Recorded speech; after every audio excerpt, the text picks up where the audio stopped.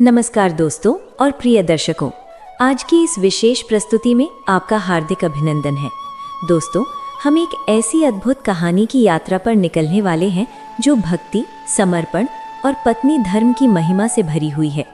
ये गाथा है भगवान हरि की एक महान भक्तिन की, जिसकी पवित्रता ने पूरी सृष्टि को एक नया रूप दिया। एक राक्षस राजा की पत्नी ने अपनी निष्ठा से देवों और दानवों की किस्मत बदल दी, लेकिन भाग्य के खेल में उसके जीवन में धोखा, शाप और अलगाव आया और उसी दर्द से एक ऐसा पवित्र पेड़ जन्मा जो आज सभी दुखों का नाश करने वाला तुलसी के नाम से जाना जाता है। सनातन परंपरा में तुलसी को देवी रूप माना जाता है। तुलसी का विवाह कार्तिक महीने में देव जागरण एकादशी से पूर्णिमा तक मनाया जाता है। इस दौरान किसी शुभ दिन पर भगवान हरि और तुलसी का विवाह संपन्न होता है। इस कहानी को जो श्रद्धा से सुनता है, उसके सभी कष्ट दूर हो जाते हैं। उसके घर में हमेशा सुख समृद्धि रहती है। तो आइए दोस्तों, इस पवित्र कथा को शुरू करते हैं। इससे पहले एक छोटी सी अपील है। ये वीडियो बड़ी लगन से तैयार किया है। अगर पसंद आए तो लाइक करें, कमेंट में जय माता तुलसी, जय भगवान हरि लिखें और चैनल सब्सक्राइब करें। अब कथा शुरू करते हैं। प्राचीन समय में मथुरा शहर में विक्रम नामक एक शक्तिशाली राक्षस राजा राज करता था। उनकी रानी ने एक खूबसूरत बेटी को जन्म दिया, जिसका नाम आराधना रखा गया। आराधना बचपन से ही सुंदर और गुणों से भरपूर थी। उसके चेहरे पर शांत चमक हमेशा रहती थी। नम्रता और सेवा भाव से सभी उसकी तारीफ करते थे। छोटी उम्र में ही आराधना ने भगवान हरि को अपना देवता मान लिया और पूरी भक्ति से उनका पूजन शुरू कर दिया। वो हर सुबह नहाकर भगवान हरि की मूर्ति पर तांबे के घड़े से जल चढ़ाती, फूल चढ़ाती और नाम जपती थी। शाम को आंगन में तुलसी के पेड़ के पास दीपक जलाकर आरती करती थी। आराधना बहुत शीलवान और तेज से भरी थी। उसके चेहरे पर हमेशा भक्ति का भाव रहता था। वो पूरे दिन ध्यान, जप और तप में डूबी रहती। अपनी भक्ति से उसने दिव्य शक्ति पाली थी। उसकी निष्ठा देख सभी उसकी प्रशंसा करते थे। उधर दुनिया के एक कोने में एक अनोखा असुर पैदा हुआ। देवताओं की कहानियों में उसका जिक्र मिलता है। ऐसा हुआ कि देवराज सुरेश एक बार अपने गुरुदेव के साथ हिमालय पर्वत पर भगवान रुद्र से मिलने गए, लेकिन सुरेश अपने वैभव के घमंड में डूबा था। भगवान रुद्र के सामने भी वो नम्र नहीं हुआ और अभिमान से व्यवहार किया। सुरेश का ये अपमान देखकर रुद्र के माथे पर गुस्सा आ गया। गुरुदेव ने सुरेश को शांत होने कहा, लेकिन तब तक रुद्र का तीसरा आंख खुल चुका था। उस आंख से तेज आग की लपट निकली। सुरेश और गुरुदेव डर गए और तुरंत रुद्र से माफी मांगी। रुद्र का गुस्सा शांत हुआ, लेकिन उस आग को कहीं डालना जरूरी था। तब रुद्र ने उस आग को समुद्र में फेंक दिया। उस आग से समुद्र में एक तेजस्वी बच्चा पैदा हुआ। पानी से जन्म होने से उसका नाम समुद्रज रखा गया। समुद्र देव और अन्य देवताओं ने मिलकर समुद्रज का पालन किया। समुद्रज बड़ा हुआ तो उसमें अपार ताकत आई। युवा होते ही वो एक महान, बलवान और अभिमानी असुर राजा बन गया। समुद्रज ने अपनी ताकत से बड़ा राक्षस साम्राज्य बना लिया। अपनी राजधानी समुद्रज शहर में स्थापित की। अपनी शक्ति के घमंड में वो देव, मनुष्य, गंधर्व सबको काबू में करने लगा। जल्द ही वो तीनों लोकों में डर का नाम बन गया। साल बीते और आराधना युवा हुई। उसके सौंदर्य, सदाचार और भक्ति की चर्चा हर तरफ फैल गई। असुर राजा समुद्रज को भी आराधना के गुणों की खबर मिली। उसे ऐसी ही पवित्र पत्नी चाहिए थी। उधर राजा विक्रम भी अपने बेटी के लिए मजबूत दामाद चाहता था। आखिर विक्रम ने आराधना का विवाह समुद्रज से तय कर दिया। ढोल नगाड़ों के साथ आराधना और समुद्रज का विवाह धूमधाम से हुआ। बहुत सुंदर और प्रेम से भरी आराधना अब एक ताकतवर लेकिन क्रूर असुर की पत्नी बन गई। विवाह के बाद आराधना ने सोचा कि भले उसके पति राक्षसी हों, लेकिन वो अपने प्रेम से उन्हें बदल देगी। विवाह बाद आराधना पति की सेवा में लग गई। वो रोज देवी गिरिजा और भगवान हरि से प्रार्थना करती कि समुद्रज गलत रास्ता छोड़ अच्छा बन जाए। समुद्रज पर जीत और सत्ता का नशा था। आराधना के प्रेम से वो सम्मान करता, लेकिन उसका स्वभाव अभिमानी रहा। आराधना पतिव्रता थी। उसने पति की रक्षा के लिए कड़े व्रत रखे थे। वो रोज समुद्रज की लंबी उम्र के लिए यज्ञ तप करती। आराधना के पुण्य से समुद्रज को बहुत ताकत मिली। आराधना के सतीत्व से समुद्रज को अटूट कवच मिला। जब तक आराधना पतिव्रता रहे, कोई हथियार समुद्रज को छू नहीं सकता। धीरे धीरे समुद्रज को पत्नी के सतीत्व का महत्व पता चला। इससे उसका घमंड बढ़ गया। वो गर्व से कहता, अब मुझे कोई हरा नहीं सकता। उसने सेना बढ़ाई और कई राज्यों पर हमला किया। पृथ्वी के कई राजाओं को हराने के बाद भी समुद्रज की महत्वाकांक्षा नहीं रुकी। अब उसने स्वर्ग जीतने का फैसला किया। उसके मन में आया कि स्वर्ग का वैभव और देवराज सुरेश का पद वो हासिल करेगा। उसने अपनी बड़ी असुर सेना के साथ स्वर्ग पर हमले की योजना बनाई। समुद्रज की सेना भयानक थी। स्वर्ग पर हुए बड़े युद्ध में उसने सुरेश समेत मुख्य देवताओं को हरा दिया। देवताओं को बड़ा नुकसान हुआ और उन्हें स्वर्ग छोड़ भागना पड़ा। समुद्रज ने स्वर्ग जीत लिया और सुरेश का सिंहासन खुद संभाला। इस तरह तीनों लोकों पर समुद्रज का राज हो गया। स्वर्ग के कई खजाने वो लूट ले गया। सुरेश का विशाल हाथी, तेज घोड़ा और इच्छापूर्ण वृक्ष तक उसने कब्जा लिया। पृथ्वी असुरों के अत्याचार से थरथराने लगी। समुद्रज के डर से कोई यज्ञ तप नहीं कर पाता था। ऋषियों की तपस्या में बाधा आने लगी। आम लोगों का जीवन दुखी हो गया। धर्म पर रोक लग गई और अधर्म फैलने लगा। एक शाम समुद्रजीत के नशे में दरबार में बैठा था। असुर सेनापति उसकी स्तुति कर रहे थे। तभी शांत भाव से आराधना आई। उसने विनम्रता से पति से कहा, स्वामी, आपने इतने युद्ध जीतकर काफी राज्य और धन पा लिया। अब थोड़ा आराम करें। लगातार लड़ाइयों से हर तरफ दुख फैल रहा है। मुझे आपकी और निर्दोषों की चिंता है। अगर आप देवताओं से दुश्मनी छोड़ दोस्ती करेंगे तो कितना अच्छा होगा। आराधना की बात सुन समुद्रजीत जोर से हंसा। वो घमंड से बोला, प्रिय आराधना, तुम राज की बातें नहीं समझती। मैंने अभी पूरी जीत कहाँ पाई? देवता जिंदा हैं। जब तक मैं उन्हें पूरी तरह काबू नहीं कर लेता, कैसे चैन से बैठूं? मुझे तीनों लोकों का अकेला राजा बनना है। जो मेरे रास्ते आएगा उसे मार दूंगा। तुम मुझे सलाह मत दो। समुद्रजीत के घमंड भरे शब्द सुन आराधना दुखी हुई। उसने और समझाने की कोशिश की, लेकिन समुद्रजीत ने हाथ उठाकर चुप रहने कहा। पति का बढ़ता अभिमान देख आराधना निराश हुई। वो मन से प्रार्थना करने लगी कि भगवान उसके पति को अच्छी बुद्धि दें। समुद्रजीत के अत्याचार रोकने के लिए देवताओं ने 3 मुख्य देवों की शरण ली। ब्रह्मा और रुद्र की भी हदें थीं, इसलिए सभी देवता मिलकर बैकुंठ में भगवान हरि के पास गए। देवराज सुरेश, आग, वायु, जल आदि ने हाथ जोड़कर हरि से कहा, प्रभु, इस पागल समुद्रजीत से सृष्टि दुखी है। कृपा कर हमें उसके अत्याचार से बचाओ। भगवान हरि ने देवताओं की बात सुनी और उन्हें भरोसा दिया कि वो कोई तरीका निकालेंगे। लेकिन हरि एक बात जानते थे। देवी लक्ष्मी ने समुद्रजीत को भाई माना था, क्योंकि समुद्रजीत समुद्र से पैदा हुआ था। लक्ष्मी ने उसे राखी बांधकर हरि से वादा लिया था कि समुद्रजीत का वध हरि के हाथों न हो। हरि उस वादे से बंधे थे, इसलिए हरि ने सोचा कि सीधे युद्ध में समुद्रजीत मारना मना है, लेकिन अब जाल से उसका अंत जरूरी है। तब हरि ने बुद्धि से काम लेने का फैसला किया। बुद्धि और चाल में नारद जैसे मुनि कुशल थे, इसलिए हरि ने नारद को बुलाया। नारद मुस्कुराते हुए बोले, प्रभु, मेरे पास योजना है। हरि ने नारद को आशीष दिया। फिर नारद सीधे समुद्रजीत के दरबार पहुंचे। समुद्रजीत ने नारद को देख आदर से उठकर स्वागत किया और पूछा, महाराज, आपका आना किस लिए है? नारद ने मुस्कुराकर बात शुरू की। धीरे धीरे नारद हंसते हुए समुद्रजीत को अच्छी बातें बताने लगे। बातों में नारद बोले, दैत्यराज, तुम बहुत ताकतवर हो। आज तक जो कोई न कर सका तुमने कर दिखाया। तीनों लोक जीत लिए, लेकिन एक चीज बाकी है। समुद्रजीत ने उत्सुक होकर पूछा, क्या बाकी है? नारद की आंखें चमकी। वे मुस्कुराकर बोले, शायद तुम्हें पता न हो, दुनिया में सबसे सुंदर और भाग्यशाली महिला कौन है? समुद्रज ने ध्यान से सुना। वो है हिमालय की बेटी गिरिजा, जिनका विवाह खुद रुद्र से हुआ। गिरिजा का सौंदर्य अनोखा है। उनका शील और पत्नी धर्म बेजोड़ है। तीनों लोकों में उनके जैसी कोई नहीं। नारद गिरिजा का वर्णन बढ़ाकर करते गए और समुद्रज मंत्र मुग्ध सुनता रहा। कैलाश पर रुद्र गिरिजा के सुखी जीवन और वैभव की बात सुन समुद्रज के मन में जलन और काम की आग भड़की। नारद से सुनते ही समुद्रज का अभिमान बढ़ा। अगर रुद्र जैसे तपस्वी को ऐसी सुंदर पत्नी मिली तो मुझे भी मिल सकती है, उसने सोचा। गिरिजा को पाने की इच्छा उसके मन में बस गई। आखिर समुद्रज ने फैसला किया कि वो गिरिजा पर हक जमाकर उन्हें बल से अपने महल ले आएगा।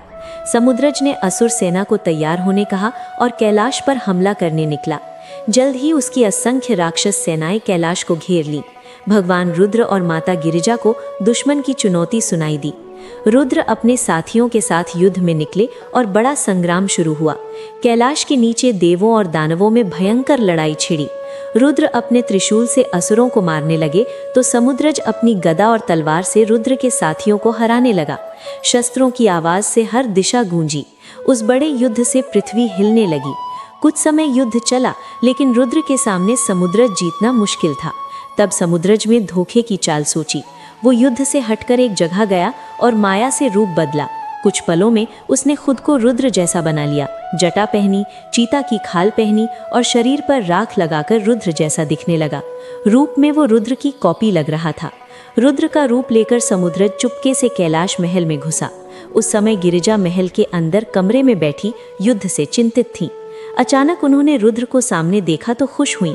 गिरिजा आश्चर्य से उठी और बोली, स्वामी, आप इतनी जल्दी दुश्मन को हराकर लौटे? रुद्र रूप में आए समुद्रज ने कहा, हाँ प्रिया गिरिजा, मैं दुश्मन को हरा लौटा हूँ। उसकी आवाज़ भी रुद्र जैसी थी। ये सुन गिरिजा राहत से निश्चिंत हुई। लेकिन गिरिजा महान सती थी, उन्हें धोखा देना आसान नहीं। कुछ पलों में उन्हें कुछ गलत लगा। सामने का आदमी रुद्र जैसा दिखता था, लेकिन मन में अशांति हुई। पति के साथ जीवन से मिली समझ से उन्हें लगा, ये मेरे रुद्र नहीं। गिरिजा ने ध्यान से उस आदमी के अंदर झांका, अपनी देवी शक्ति से सच्चाई पहचानी। ये धोखेबाज है। गिरिजा गुस्से से उबल पड़ी। उन्होंने कहा, कौन हो तुम दुष्ट? मेरे स्वामी का रूप लेकर आने की हिम्मत कैसे की? ये सुन समुद्रज घबरा गया। गिरिजा ने बिना देर किए गुस्से का रूप लिया। उनके हाथ में त्रिशूल आया, आंखें लाल हुईं। गिरिजा के रौद्र रूप देख समुद्रज डर गया। खुद पकड़ा जाना जानकर वो डर गया। गिरिजा ने गुस्से से कहा, दुष्ट समुद्रज, मेरे स्वामी का रूप लेकर मेरे सतीत्व की परीक्षा ली? मैं तुझे शाप देती हूँ। जैसे तूने मुझे धोखा देने की कोशिश की, वैसे ही धोखे से तेरी पत्नी का सतीत्व भंग होगा। गिरिजा के मुख से ये शाप सुन समुद्रज के होश उड़ गए। गिरिजा ने गुस्से में हमला करने को बढ़ी तो समुद्रज ने भागना बेहतर समझा। वो तुरंत कैलाश से भागकर युद्ध भूमि लौटा। गिरिजा गुस्से से कांप रही थी। उन्होंने तुरंत बैकुंठ की ओर गई और भगवान हरि के सामने पहुंची। गिरिजा और हरि आमने सामने हुए। गिरिजा का गुस्सा शांत नहीं था। वो हरि से बोली, भगवान, उस दुष्ट समुद्रज ने मेरे स्वामी का रूप लेकर मेरा अपमान किया। अभी अपमान मैं नहीं सह सकती। उसे सबक सिखाने के लिए मैं कोई भी कदम उठाऊंगी। भगवान हरि ने धैर्य से गिरिजा की बात सुनी। तब गिरिजा बोली, उस राक्षस की पत्नी आराधना पतिव्रता है, जिससे कोई उसे मार नहीं पाता। इसलिए उसके सतीत्व को तोड़ना जरूरी है। मुझे पता है आराधना आपकी भक्त है, लेकिन समुद्रज के अत्याचार रोकने के लिए ये कदम जरूरी है। ये आपको करना होगा। हरि ने हाथ जोड़कर कहा, देवी, एक निर्दोष भक्त को धोखा देना बड़ा पाप है। आराधना मेरी महान भक्त है, उसका भरोसा तोड़ना मेरे लिए पाप है। गिरिजा ने मजबूत स्वर में कहा, प्रभु, धर्म बचाने के लिए कभी कठिन कदम लेने पड़ते हैं। समुद्रज जैसे अधर्मी का अंत यही रास्ता है। और याद रखें, ये सब आराधना के भले के लिए है। आपकी इस लीला से उसे अमरता और देवी स्थान मिलेगा, इसलिए बिना हिचक ये लीला करें। गिरिजा का ये आग्रह सुन हरि कुछ पल चुप रहे।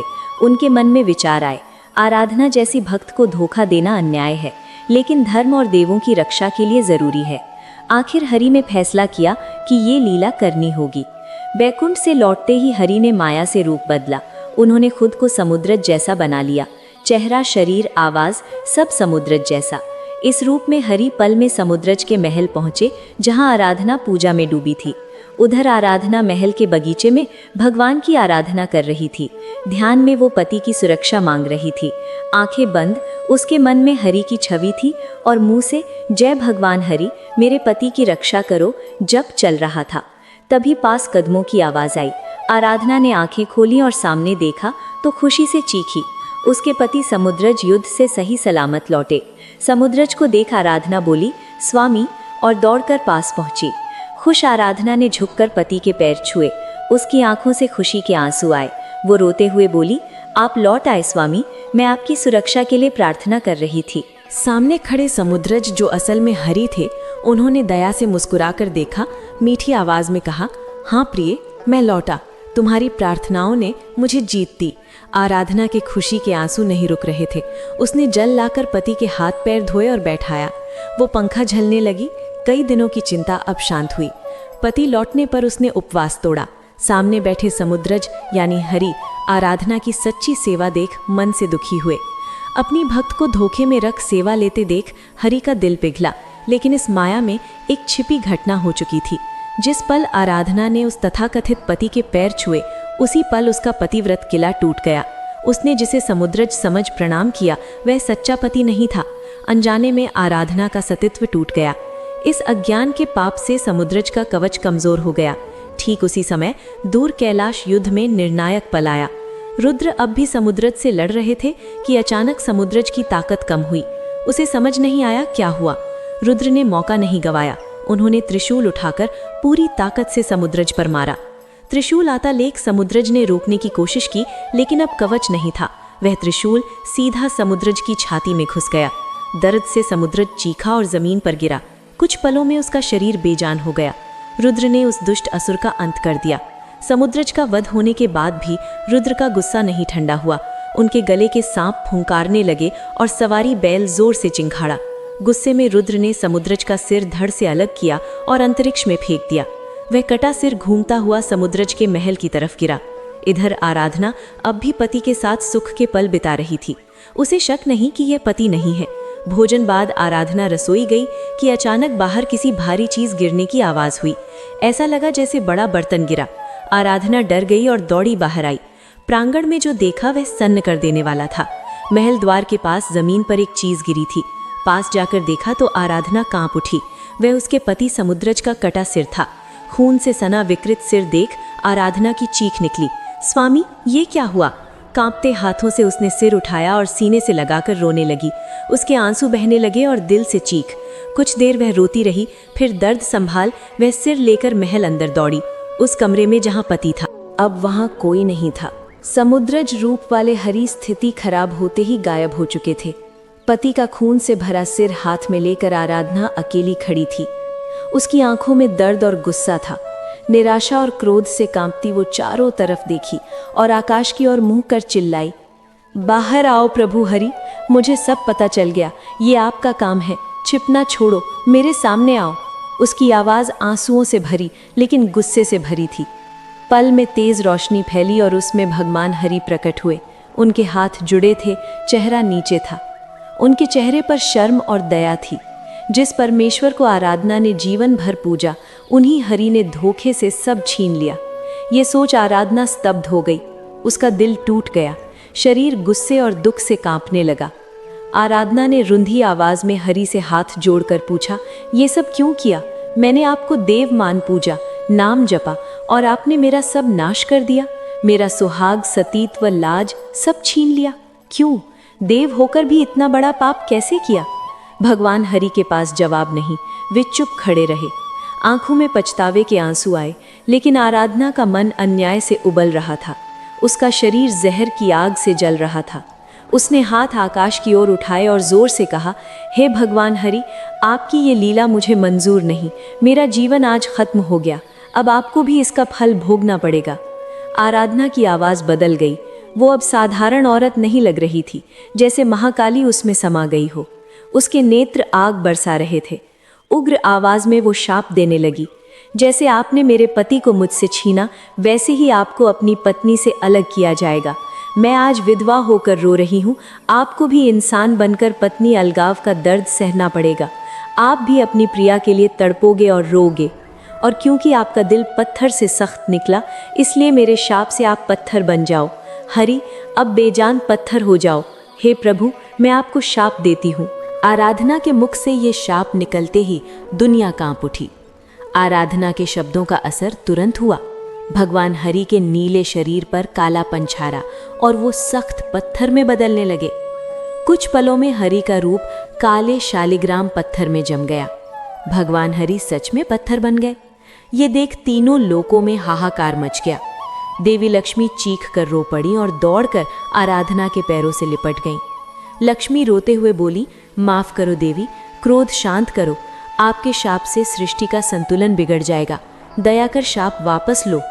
अन्य देवता भी हाथ जोड़कर आराधना से माफी मांगने लगे। आराधना का गुस्सा धीरे शांत हुआ। गुस्सा उतरा तो उसे लगा कि शाप से हरि पत्थर बन चुके हैं। अरे, मुझसे ये क्या हो गया? ये दुख उसके चेहरे पर दिखा। दुनिया के भले के लिए आराधना ने शाप की ताकत कम करने का फैसला किया। उसके आंसू बहने लगे और शरीर कांपने लगा। गहरी सांस लेते हुए वो बोली, मैं अपना शाप वापस लेती हूँ। आराधना के शब्द निकलते ही रोशनी फैली और पत्थर बने हरि वापस अपने रूप में आए। लक्ष्मी ने राहत ली। भगवान हरि ने आंखें खोली। सामने अपनी भक्त आराधना देख उनका दिल दया से भर गया।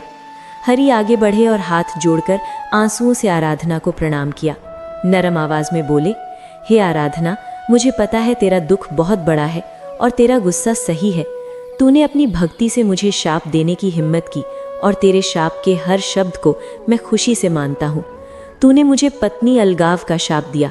तेरे शब्द झूठे नहीं जाएंगे। आगे मुझे इंसान रूप में अवतार लेना पड़ेगा, जहाँ मेरी पत्नी मुझसे छीन ली जाएगी और मुझे स्त्री वियोग सहना होगा। भगवान हरि के शब्दों से देवताओं के मन में राम जैसी कथा याद आई। हरि ने आगे कहा, लेकिन इन घटनाओं तक तुझे शांति नहीं मिलेगी, इसलिए मैं तुझे वरदान देता हूँ। तेरी भक्ति से खुश होकर कहता हूँ कि शरीर छोड़ने बाद तू पृथ्वी पर पवित्र पेड़ रूप में जन्म लेगी। उस पेड़ का नाम तुलसी होगा और पेड़ों में उसे सबसे ऊंचा स्थान मिलेगा। आराधना चुप खड़ी रही, उसके आंसू नहीं रुक रहे थे। हरि ने दया से कहा, मैं वादा करता हूँ कि तुलसी रूप में तू हमेशा मेरे पास रहेगी। पृथ्वी पर मेरी पूजा में तेरे पवित्र पत्तों की ज़रूरत होगी। तेरे बिना पूजा पूरी नहीं होगी। और आगे हर साल कार्तिक में देव जागरण एकादशी बाद शुभ समय पर तेरा और मेरा तुलसी विवाह मनाया जाएगा। आराधना स्तब्ध खड़ी रही। उसके जीवन की सारी इच्छाएं पूरी हो चुकी थीं। उसने आंसू पोंछे, फिर पति का कटा सिर जो हाथ में था धीरे से जमीन पर रखा, नम आंखों से देखते हुए बोली, मेरे स्वामी, आपके बिना यहाँ कुछ नहीं बचा। मैं आ रही हूँ आपको अंतिम बार साथ देने। समस्त देवों के सामने आराधना ने फैसला किया कि अब जीवन त्याग देगी। वो जमीन पर बैठी और सामने आग जला ली। रुद्र, दिरिजा, ब्रह्मा, सुरेश आदि सब ये दृश्य देख रहे थे। आराधना पति के साथ सती होने को तैयार थी। पल में उसके सामने जलती आग का कुंड बना। लपटें उसे अपने में लेने को तैयार थीं। आराधना शांत आवाज में हरि से बोली, प्रभु, मेरे पति का वध आप देवों पर कभी ना आना चाहिए था, लेकिन अब जो हुआ सो हुआ। इस दुनिया में मेरे लिए कुछ नहीं बचा। इतना कह आराधना ने स्थिर मन से फैसला किया कि वो पति के साथ आग में जाएगी। हरि, रुद्र और देव समझ गए कि आराधना को रोकना नामुमकिन है। सबकी आंखें आंसुओं से भर गईं। आराधना ने पति का सिर हाथों में उठाया और धीरे धीरे जलती आग में जाने लगी। ज्वालाएं उसके चारों ओर लिपटने लगीं। आग में जाते समय उसके चेहरे पर शांति थी। वो आखिरी बार बोली, स्वामी, मैं आ रही हूँ, और पल में वो लपटों में गायब हो गई। जलती आग कुछ देर जलती रही, फिर शांत हो गई। आराधना ने पति के लिए जीवन दिया। उस जगह अब राख का ढेर बचा था। चारों तरफ सन्नाटा छा गया। गिरिजा की आंखों से आंसू बहने लगे। लक्ष्मी ने हाथ जोड़कर आराधना को नमन किया। रुद्र ने आंखें बंद की और मन से उस आत्मा की शांति मांगी। उसी पल राख के ढेर में चमत्कार हुआ। जहां आराधना का शरीर राख बना, वहां मिट्टी से एक छोटा हरा अंकुर निकला। देखते देखते वो बढ़ा। उसके 2 नरम पत्ते निकले, जिन पर ओस चमक रही थी। कुछ मिनटों में छोटा पेड़ लहराने लगा। भगवान हरि समेत देवता आश्चर्य से देख रहे थे। ब्रह्मा भावुक होकर बोले, ये अद्भुत है। उस पेड़ की पहचान से पहले उसके पत्तों से खुशबू फैलने लगी। हवा पवित्र महक से भर गई। भगवान हरि आगे आए और प्रेम से उस पेड़ के पास झुके, श्रद्धा से स्पर्श किया और खुश होकर कहा, ये तुलसी है। हाँ, देवी आराधना ने तुलसी बनकर पृथ्वी पर जन्म लिया। उसी समय आकाश से फूल बरसे। देवताओं ने खुशी से जयकारा किया, देवी आराधना की जय, तुलसी माता की जय। देवी लक्ष्मी ने मुस्कुराकर तुलसी को प्रणाम किया। रुद्र, गिरिजा समेत सबने तुलसी के आने को नमन किया। भगवान हरि ने पास पड़ा अपना शालिग्राम पत्थर उठाया, जो शाप से बना था, और आदर से तुलसी के पास रखा। सब देवों की गवाही में और मंगल मंत्रों के साथ हरि और तुलसी का प्रतीक विवाह हुआ। खुद हरि ने तुलसी का पत्ता सिर पर रखा और आराधना को अपनी साथी का सम्मान दिया। तब आकाशवाणी हुई, तुलसी अब हरि की साथी है। मनुष्य लोक में तुलसी के बिना हरि की पूजा पूरी नहीं होगी। पूरी दुनिया को पता चला कि तुलसी का पत्ता सबसे पवित्र है और हरि को प्रिय है। इसके बाद ब्रह्मा ने सब देवों से कहा, हर साल कार्तिक में देव जागरण एकादशी से पूर्णिमा तक शुभ समय पर तुलसी और शालिग्राम हरि का विवाह मनाओ। इस पवित्र विवाह से भक्तों को भक्ति का संदेश मिलेगा। देवताओं ने खुशी से मान लिया। खुद हरि और लक्ष्मी ने इंसानों को हर साल तुलसी विवाह करने का आशीष दिया। तब से आज तक तुलसी विवाह पवित्र उत्सव के रूप में मनाया जाता है। हर साल कार्तिक शुक्ल देव जागरण एकादशी से शुरू होने वाले शुभ समय में, खासकर द्वादशी या त्रयोदशी पर घरों मंदिरों में तुलसी विवाह होता है। इस मौके पर घरों में तुलसी का बड़ा गमला या वन सजाया जाता है। तुलसी के चारों ओर 4 गन्ने के खंभे लगाकर सुंदर मंडप बनता है, जिस पर फूल मालाएं और रंगीन झंडे लगते हैं। तुलसी के आसपास रंगोली बनाकर जगह सजाई जाती है। शाम के शुभ समय पर तुलसी विवाह की तैयारी होती है। घर की महिलाएं मंगल गीत गाती हैं और वाद्य बजते हैं। परिवार के बुजुर्ग विधि से तुलसी का कन्यादान करते हैं, यानी तुलसी को शालिग्राम हरि की मूर्ति के पास लाकर पानी ग्रहण कराते हैं। गणेश पूजा, वरमाला, फेरे और मंगल गीत के साथ इंसानी विवाह जैसी रस्में भक्ति में निभाई जाती है। फिर तुलसी को भोग लगाकर आरती की जाती है। पूजा बाद प्रसाद सब भक्तों में बांटा जाता है। पूरा माहौल भक्ति और खुशी से भर जाता है। तुलसी विवाह की परंपरा से भक्त मानते हैं कि तुलसी का विवाह कराने से कन्यादान जैसा पुण्य मिलता है। जिस घर में हर साल तुलसी विवाह होता है, वहाँ सुख और धन रहता है, ऐसा विश्वास है। कहा जाता है कि तुलसी विवाह से भगवान हरि परिवार पर विशेष दया करते हैं। साथ ही कार्तिक शुक्ल देव जागरण एकादशी से सभी शुभ काम शुरू होते हैं। तुलसी विवाह को शुभ कार्यों की शुरुआत माना जाता है। परंपरा है कि इस दिन बाद विवाह जैसे मुहूर्त निकलते हैं। इस तरह एक पतिव्रता महिला के त्याग और भगवान की लीला से पवित्र तुलसी का जन्म हुआ। आराधना और समुद्रज की इस कहानी से हमें सीख मिलती है कि निष्ठा और भक्ति का फल हमेशा मिलता है। आराधना जैसी भक्त के कारण खुद भगवान को अवतार लेकर उसे साथी बनाना पड़ा। देवता और भक्त का रिश्ता इस कहानी से और मजबूत, पवित्र हो गया। आज भी हिंदू घरों के आंगन में तुलसी का स्थान रहता है। देवी आराधना के त्याग की याद में घर घर तुलसी पूजा होती है। हर भक्त रोज सुबह शाम तुलसी को जल देकर घूमता है। इस कहानी से साबित होता है कि भगवान के प्रति सच्ची श्रद्धा और प्रेम का फल मिलता है। भक्त की निष्ठा के आगे परमेश्वर को झुकना पड़ता है। आराधना की ये पुरानी गाथा इसी सच्चाई को बताती है।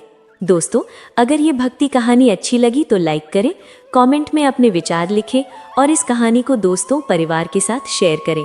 ऐसी ही आध्यात्मिक कहानियाँ सुनने के लिए चैनल सब्सक्राइब करें।